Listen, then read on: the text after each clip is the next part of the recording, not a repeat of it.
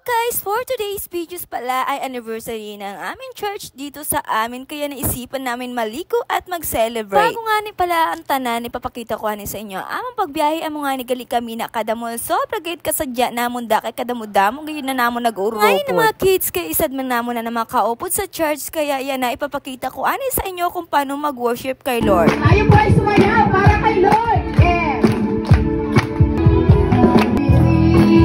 Ang lahat, papuri kay Yahweh, Yahweh, Yahweh.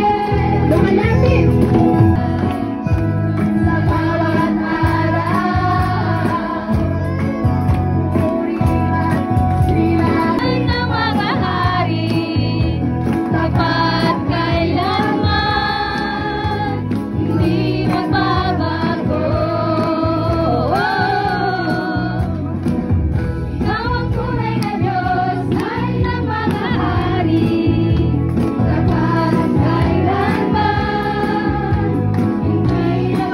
Tapos nangani po kami pag-worship kay Lord, nag-message po dida ang among pastor. Hallelujah sa pamumuno ng kanilang man of God, Pastor Arnel Bongkara. Sana palakpakan po natin ang lahat ng mga tinago na nakasama natin ngayon.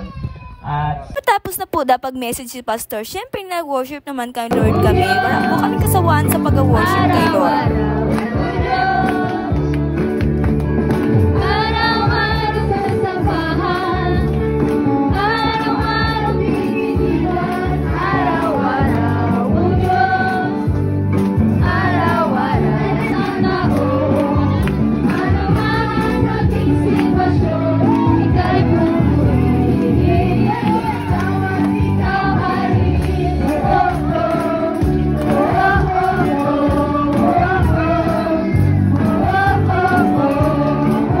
Kasadya ako mag-worship kagad Lord, kag ialay mo katalagaan imubuhay. Syempre pagkatapos po dida nagkaon anay po kami, kay bago po kami dida nagkararigo nagkaon anay po kami dida. Kay anniversary po dida sa amon church, syempre hindi mawawara ang pinakamalasang lechon amon mga paborito sa mga kaupod.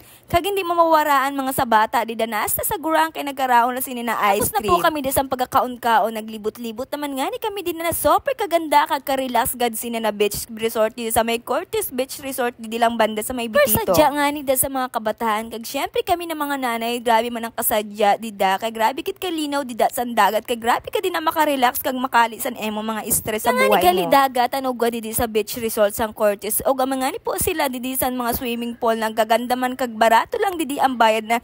Kitaon nyo nga ni dida na akong mga kids na super enjoy man didi sa swimming pool san langoy-langoy. Ora nga ni kaming kasawaan, nagbali naman nga ni kami didi sa dagat, na didi naman kami nagkurakarigo ni mga kaupod nga ni namo na sobra kadamo nagririgo-rigo na nga ni gali kami dida man. Kaya din na nga ni gali ako sa dagat kay para magkarigo na nga ni gali ako kay dili gid ako makatigas hindi makarigo kay grabe gid kaganda dida ang dagat. Kung nga ni gali sa biographer ko dida, sabi ko sa iya, "Pijuan mo ko na nagdro dalagan kay para maayo man, kaso lang nga ni pagdro dalagan kada abad di mo maarman ko natunok ako da." Pasensya nyo nga ni gali ang busis ko kay nasubran kay ini pagkanta kagahapon ay abad di nagrabi na gid kapas inin akong busis. Ani po gali didi sa may tulay kay may lumpatan nga ni po dida. At yan lamang for today's video. Salamat lagi sa panonood. At yan lamang at pauwi na kami. Thank you po. God bless po and bye-bye.